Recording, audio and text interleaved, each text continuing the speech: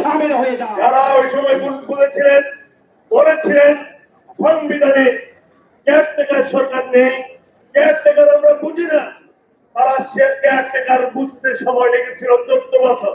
অনতিবিলম্বে এই 14 দল সহ জাতীয় পার্টিকে নিষিদ্ধ করতে হবে, তাদের সকল কার্যক্রম নিষিদ্ধ ঘোষণা করতে হবে। সম্মানিত দায়িত্বশীলদের মাধ্যমে আজকে আমাদের সমাবেশের বিষয় সম্পর্কে অবহিত হয়েছেন। আমি সেই বিষয়ে কথা না বলে আমাদের মিছিলের কার্যক্রম আমরা শুরু করতে চাই। প্রিয় সংগ্রামী জনতা, আপনারা জানেন আজকে সারা বাংলাদেশে জামাত ইসলামীর সকল উপজেলায় আমাদের বিক্ষোভ সমাবেশ অনুষ্ঠিত হচ্ছে এবং বিক্ষোভ মিছিল অনুষ্ঠিত হচ্ছে। সেই ধারাবাহিকতায় আজকে হাটাজারি উপজেলায় আমাদের এই কর্মসূচি।